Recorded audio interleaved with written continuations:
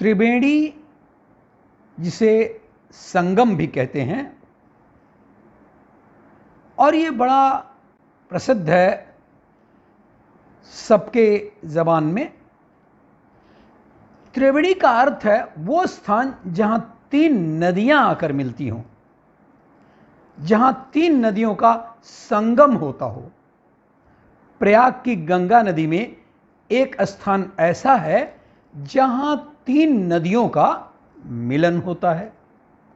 संगम और त्रिवेणी वस्तुतः एक ही स्थान है जहाँ गंगा, यमुना और सरस्वती का संगम होता है, मिलन होता है। यह दुर्लभ संगम विश्व में प्रसिद्ध है।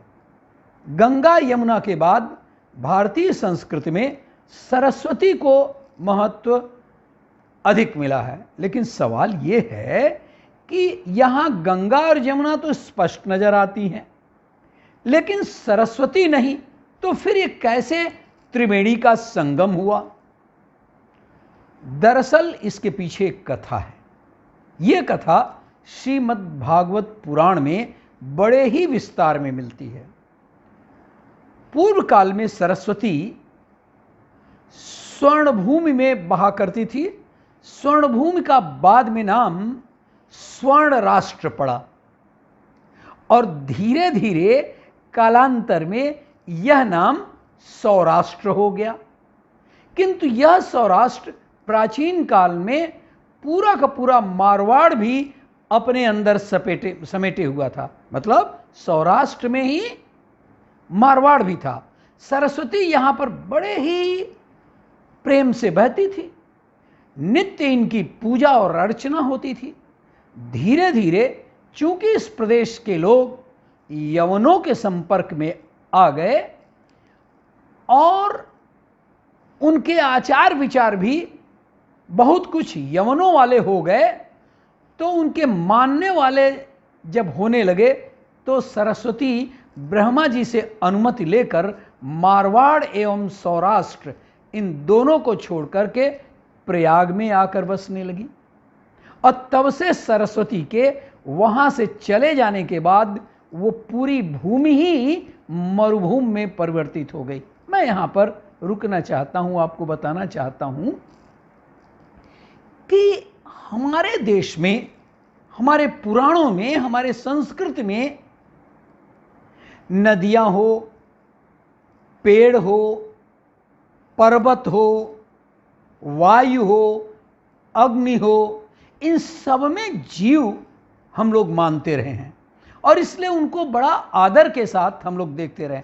इसीलिए मैं बता रहा हूं कि जब श्रीमद् भागवत पुराण में ये चर्चा हुई कि मारवाड़ के लोग और उधर सौराष्ट्र के लोग जब यवनों के आचरण करने लगे तो सरस्वती जी वहां से आकर के और चली आई प्रयाग में। और उनके आने के बाद वो पूरी भूमि ही मरुभूमि में परिवर्तित हो गई, जो आप जानते हैं, और जिसे आज राजस्थान के नाम से जाना जाता है।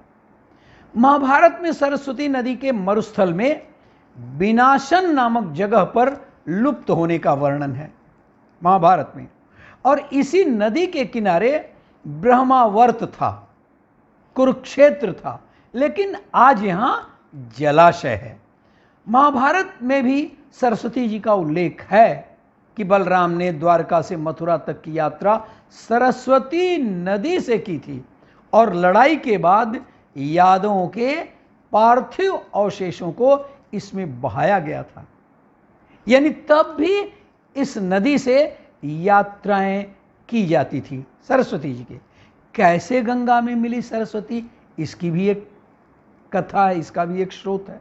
वैदिक काल में एक और नदी दृश्यवंती का वर्णन आता है। यह सरस्वती नदी की सहायक नदी थी। यह भी हरियाणा से होकर बहती थी।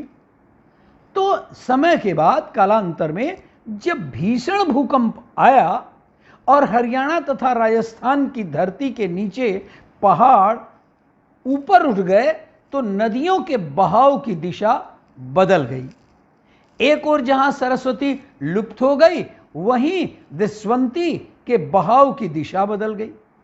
इस दृश्यवंती को ही आज यमुना कहा जाता है। वो तो लुप्त हो गई, लेकिन वही आज यमुना कहा जाता है। और इसका भी इतिहास कोई 4000 वर्ष पूर्व माना जाता है।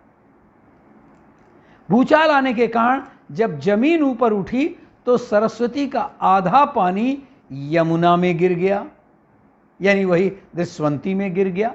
इसलिए यमुना में यमुना के साथ सरस्वती का जल भी प्रवाहित होने लगा। और सिर्फ इसलिए प्रयाग में 3 नदियों का संगम माना जाता है।